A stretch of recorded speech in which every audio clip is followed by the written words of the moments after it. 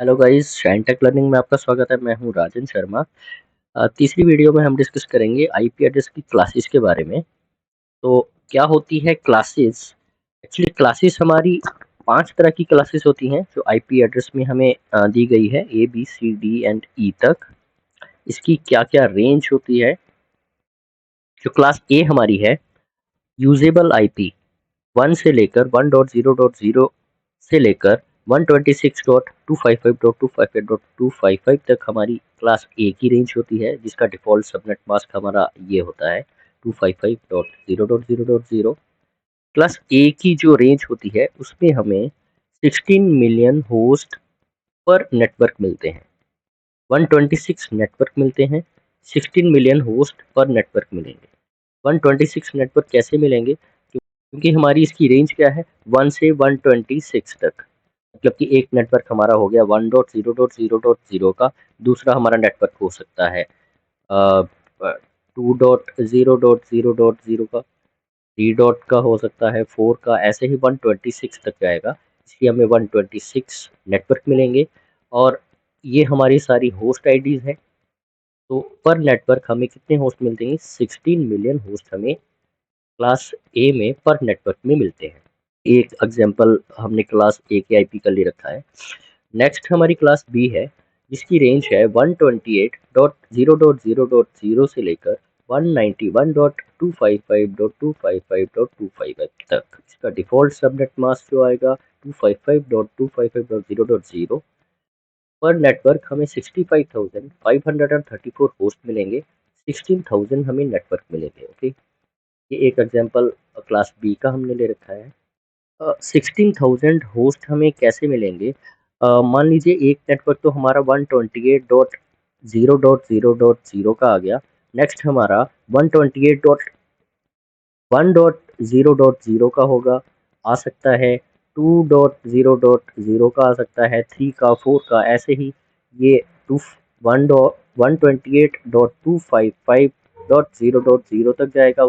उसके बाद 129, उसके बाद 130, ऐसे ऐसे करके ये 191 तक जाएगा, जिससे हमें 16,000 अलग अलग नेटवर्क मिलेंगे और हर नेटवर्क में 65,534 होस्ट मिलेंगे।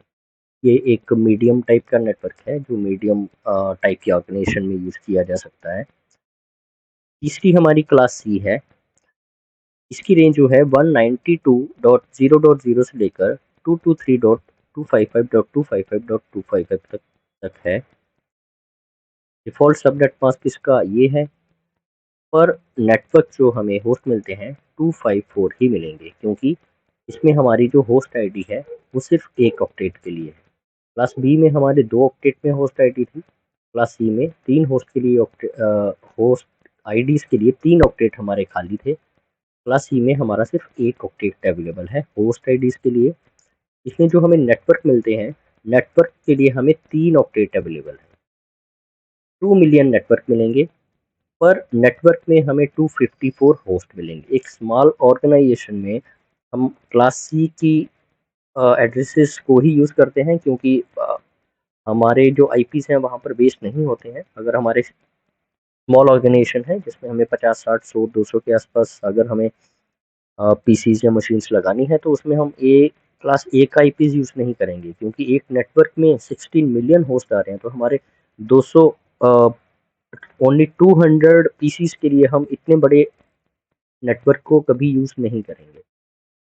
ये चीज़ नेटवर्क डिज़ाइनिंग की है, कैसे हम अपना नेटवर्क डिज़ाइन करते हैं। नेक्स्ट हमारी क्लास डी है। क्लास डी हमारी की रेंज जो है इसकी 224.0.0 से लेकर 239.255.255.255 तक है। ये मल्टीकास्ट आईपीज़ होते हैं जो रिसर्च पर्पज़ और के लिए यूज़ किए जाते हैं। रिज़र्व्ड हैं, हम इन आईपीज़ को अपनी मशीन पे यूज़ नहीं कर सकते हैं। उसी तरह से क्लास ई है, इसकी रेंज यहाँ से लेकर यहाँ तक है। ये भी रिज़र्व्ड है और फ्यूचर यूज़ के लिए रिज़र्व रखे हैं और आर-एन-डी पर्पज़ के लिए भी इनका यूज़ किया जाता है। एक चीज़ आपने यहाँ पर देखी होगी, क्लास ए के बाद हम 126 तक तो आ गए, उसके बाद 127 का जो आईपी था, जो आईपी रेंज थी, वो हमारी यहाँ से मिसिंग थी। तो ये मिसिंग एक्चुअली जो आईपी रेंज है 127 की, ये हमारी लूप बैक आईपीज़ होते हैं, जिनकी रेंज 127.0.0.0 से लेकर .255.255.255 तक है। ये हमारे लूप बैक आईपीज़ होते हैं जो टेस्टिंग पर्पज़ के लिए यूज़ किए जाते हैं। आईपीज़ की क्लासेस के बारे में हमने जाना, अभी हम देखते हैं कि प्राइवेट आईपी और पब्लिक आईपीज़ क्या होते हैं। प्राइवेट आईपीज़ सिंपल में अगर मैं आपको बताऊँ, प्राइवेट आईपी वो होते हैं जो हम लोग यूज़ करते हैं अपने लोकल नेटवर्क में, और पब्लिक आईपीज़ वो होते हैं जो हम परचेज़ करना पड़ते हैं उनको यूज़ करने के लिए, जो हमारे आईएसपीज़ या जो इंटरनेट में यूज़ किए जाते हैं उनको हम पब्लिक आईपी बोलते हैं।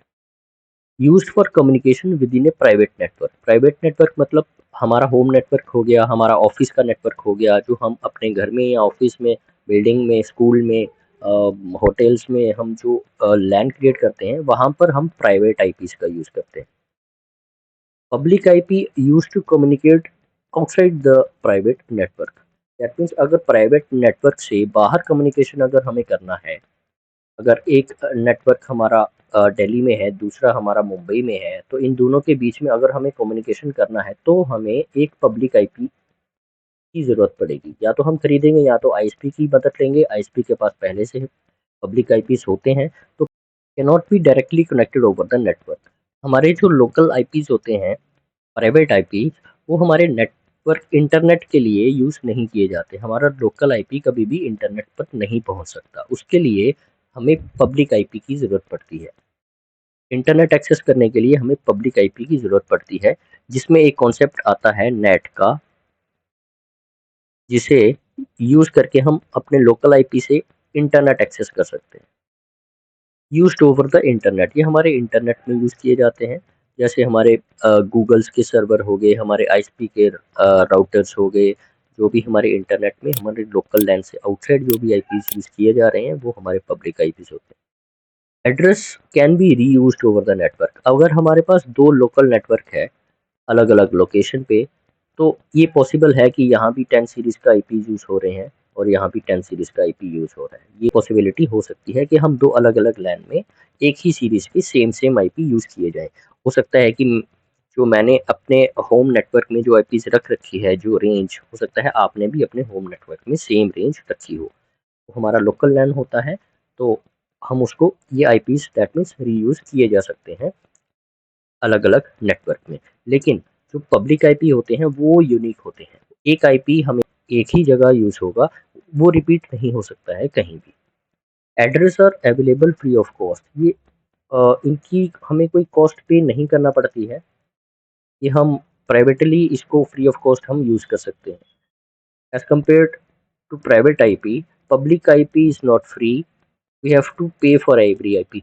जो पब्लिक आईपी होते हैं वो हमें परचेज करना पड़ते हैं, वो कॉस्ट उनकी पे करना पड़ती है, फिर ही जाकर हम उनको यूज़ कर सकते हैं। जैसे आप अगर आप कोई भी आईएसपी का कोई पब्लिक आईपी आप लेंगे, आप इंटरनेट लेंगे, तो आपको जो इंटरनेट हम लेते हैं तो एक्चुअल में हम उस आईपी की कॉस्ट पे कर रहे हैं अपने आईएसपी को।